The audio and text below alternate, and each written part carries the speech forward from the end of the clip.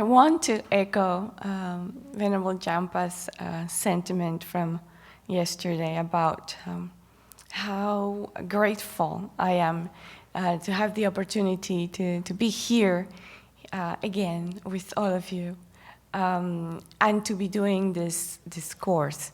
I mean, this is really it's a gift, and it's just so rich and wonderful. So thank you for that to Venerable Children and to all of you.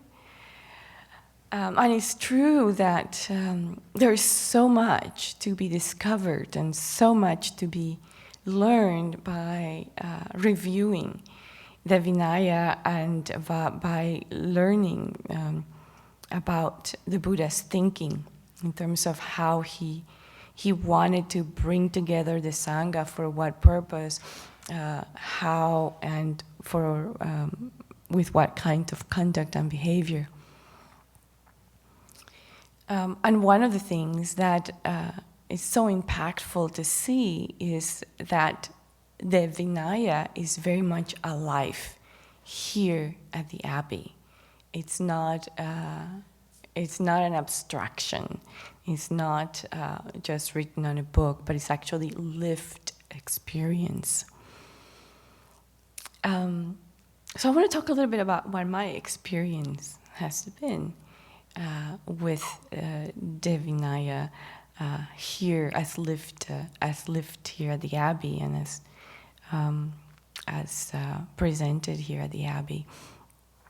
And one of the first things that come to my mind is the experience of ordination and having that beautiful ceremony be conducted in a language that is accessible, particularly accessible to me, and that to be able to really experience it, knowing the meaning and being able to feel the impact of the words as one is going through the ceremony, and it's something that sort of goes through the bone in terms of how much it moves the mind and the body. So it's very wonderful.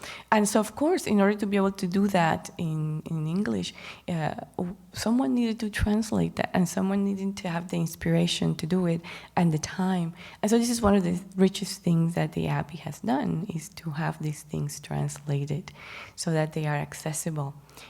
And so that's a great gift. So that was the first experience that I wanted to talk about. And then the other experience is Varsa. And I remember doing Varsa here at the Abbey, and how much it was an opportunity for me after all those hectic months to sort of calm down and go inward and just be able to process what had transpired during the previous months, and to kind of look at anything that was I would say not settled, not processed, not dealt with, and to do that in an environment that was so quiet, and that silence, which I myself had problems keeping, but that I really did appreciate. And so Varsa then became for me that period of time where I could actually relax into practice. And then Pravarana, and the interesting thing for me personally about Pravarana is that usually there is a resistance of receiving feedback. That is, I preferred, of course, to hear kind, and not necessarily kind, but pleasant words. And so there is a resistance to hearing unpleasant words. But here in Pravarana, we are training the mind to actually request feedback, which may be unpleasant to hear. And so it's sort of helping me overcome that resistance, that craving for pleasant words and aversion to unpleasant words. And the difference being having the knowledge that the feedback to be received was provided kindly and compassionately with the purpose of helping the refinement of the practice. So, I mean, that in itself is a whole level of internal work that has to be done just to be able to request feedback and not have a fight with yourself and the person who provided it. So it's just magnificent.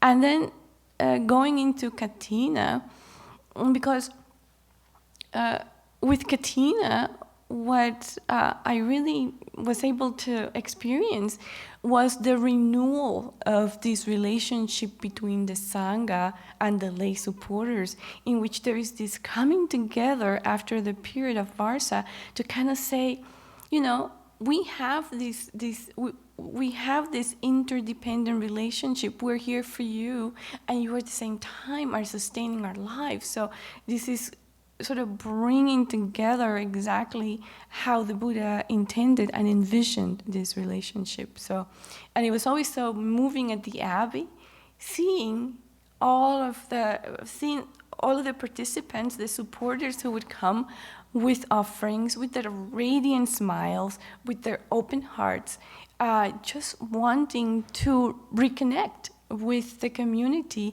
after having had this period of separation.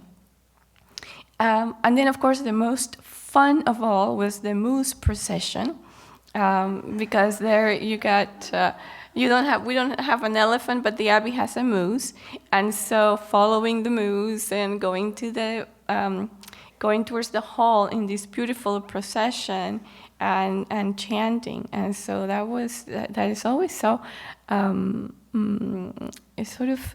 It's like creating harmony again through the chant and through the procession, with the body, with the speech, and having the community then have the ceremony of Katina, which is so beautiful.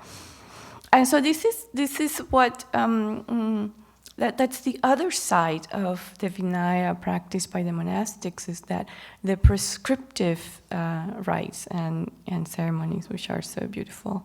And then lastly, but not least, Sojong and the ceremony of confession, which is something that is definitely a practice, and that I remember myself going through the whole experience of being resistant and not wanting to share, having some shame as to what transgressions I would confess, and to the point that where it was actually joyous. It was actually a joy, especially when I confessed those things that for me were harder to confess, that there was so much joy afterwards, and such a relief, and such just coming together with valuing my own practice.